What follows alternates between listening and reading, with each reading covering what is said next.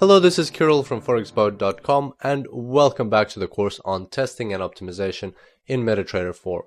In today's tutorial, we will wrap up the practical section of the course. There are 5 main areas relating to testing and optimization of Forex Robot in preparation to launch it on a large-scale real account. And today I wanted to briefly touch on each of them and give you 3 main points for each one that you could take away from this course for your own future testing and optimizations. So the main 5 areas are optimization and backtesting, forward tests, demo tests, real tests, and rolling optimization. So let's have a look at each one of them in more detail. Optimization and backtesting. This bit was the first part that we did in this section, and as you remember, we optimized our expert advisor. We had so many different sets of parameters that we couldn't even look through them or through all of them, so we had to pick out the ones that we liked the most. So the main 3 key takeaways here are that the more sets you pick out from this part of the preparation process, the better, because then you'll be able to filter them out and pick out just the best ones out of the ones you pick now. Of course, the more sets you pick, the more work you'll have to do, but it also increases your choice and likelihood of picking out a really good set. Also, don't forget to check the results on the graph. So once you've got the optimization results, don't just look for the highest profit or the lowest drawdown. Also make sure that you always run the back test for each one of the ones that you want to pick out and look at the graph, because the graph will tell you much more than the stats can, and will help you pick out the sets that you're actually comfortable with. And finally, be creative. Remember how we picked out our sets? We weren't only looking for the highest profit. We looked at the highest profit, and then we tried to mix up the different types of start hours, and we looked for low drawdowns. So don't be afraid to dive deep into your optimization results and see what you can find there. Forward tests. 3 main key takeaways here are: avoid curve fitting. So the forward test is designed to help you to avoid curve fitting. You optimize on, for example, 3 months, and then you use the next month of your historical data to run a forward test, and that helps you make sure that you're not just fitting your expert advisor to make profit on that particular period of time where you ran the optimization. The forward test is like an additional verification process to make sure that you've avoided curve fitting. And as you recall, we did have results that were good on the optimization or the backtest, but were very poor on those tests performed very poorly on the forward test, and we concluded that they were curve fitting sets, and we had to get rid of them. Next, eliminate duplicates. If you have very similar sets that have similar balance graphs in their backtests, then you wouldn't probably want to move on with both of those sets onto your demo test, because they will be will have similar results. Like, remember, we had 2 sets that had the starting hour 9. Their results were very similar. So that means that you're kind of doubling your risks if you launch both of them on a real account, because they will probably have drawdowns at the same time, and that means your account will have a double drawdown. So try to eliminate those in the forward test. And finally, be generous. Forward test is not a stage of your preparation process where you would want to eliminate as many sets as you can. No, you just want to eliminate the duplicate ones and the ones that are obviously curve fitted. The rest you can move on to the demo test and see how they go there. So as long as a set kind of holds its own during the forward test, as long as it's not rapidly losing money, you might want to move that one to a demo test and see how it performs there. Demo test, 3 main key takeaways. Length depends on system, and that's a very valid point, that if you're running an expert advisor on the 15-minute chart, then you might even have like 5 trades per day, and say 1 week of tests will give you 25 trades, and that might be sufficient for you. Or 2 weeks of trades will give you 50 2 weeks of testing will give you 50 trades, and that can be sufficient for you to evaluate this particular set.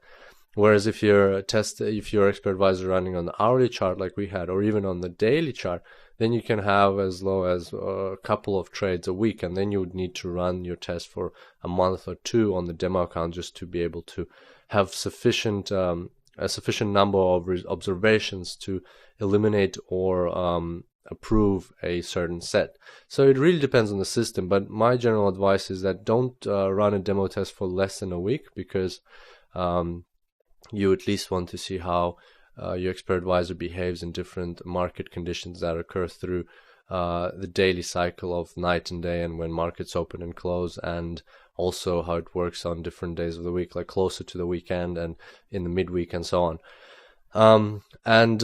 Generally also don't run the demo test for too long, because sometimes, especially with a shorter period or expert advisors working on shorter time frames, you will notice that the market conditions can change, and that will, like if you're running demo test for a month, then what was at the start of the month and what is at the end, or if you're running for like 3 months, what is at the end of your demo test period, the market can actually be different, and your expert advisor set might start underperforming by then.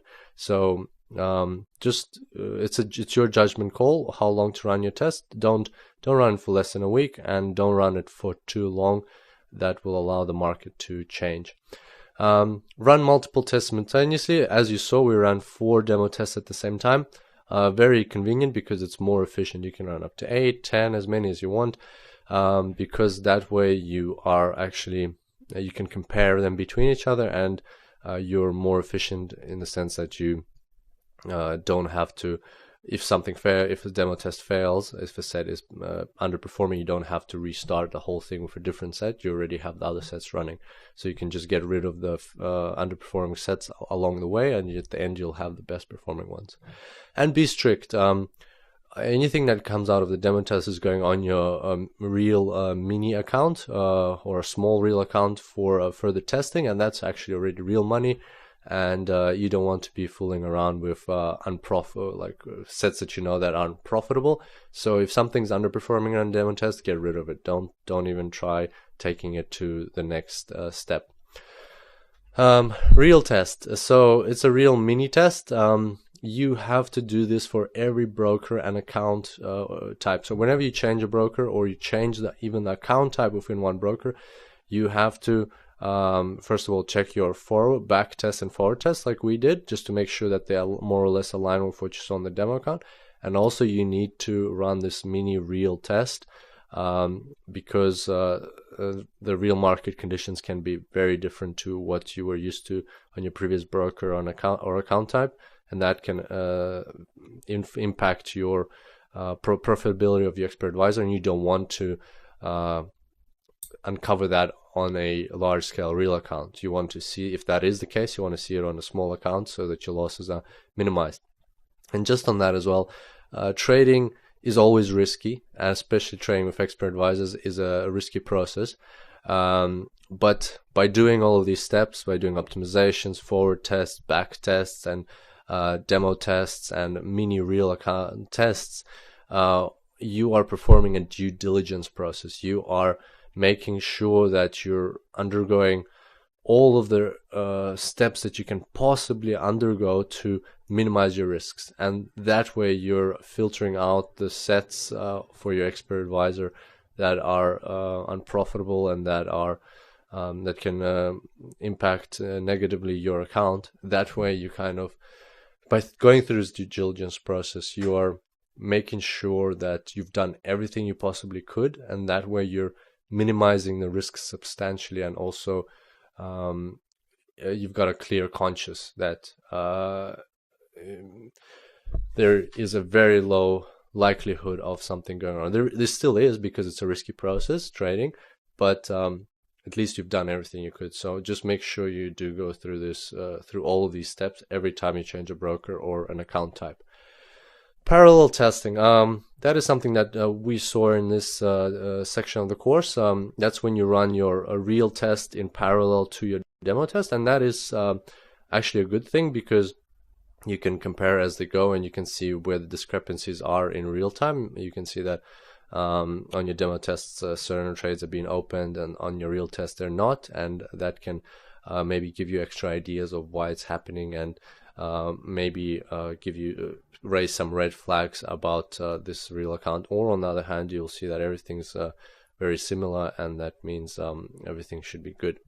And finally, in your real test, don't just be strict, be very picky and ruthless about the results. If something's underperforming on your real test, do not take it to the next level, to the large scale real account. If you're not happy with something, even in the slightest manner, I would advise against taking it further, because when you take something to a large scale real account, the game is on.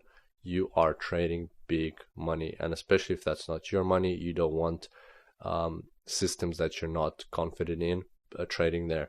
You always have to have a clear conscience, and you have to be able to say to yourself that you've done the due diligence process and that you're happy with the systems that are trading, and that will help you sleep better at night when your Forex robots are making money for you. And finally, rolling optimization. So this is something that we haven't discussed yet. The main concept behind it is that nothing lasts forever. There is no expert advisor, no set out there in the world that will always make money. The markets are always changing. The markets are dynamic. Conditions are changing. Governments are changing their regulations, doing interventions. Everything is changing all the time. So you have to constantly adapt to the market, your systems. You have to adapt your trading systems to the market. And in a nutshell, that means that you want to make sure that while your expert advisors are trading on your large scale real account, in the background, you're still running rerunning optimizations once in a while. Maybe it's once a week, maybe once a month. You rerun your optimization. You see if your set has been performing well, if it's underperforming, if there's a way to improve it, if there's a better set, and so on. So we'll talk in more detail about this in the next section of the course. But that is just something to note, that nothing lasts forever, and you have to be prepared that sooner or later you will have to re-optimize your expert advisors, or maybe even change your expert advisors, or change the sets, and so on. So that's all for today. I hope you enjoyed this section on the practical side of things. I think we achieved some outstanding results with our demo tests and even real tests. And I look forward to seeing you in the next section of the course. Until then, happy trading.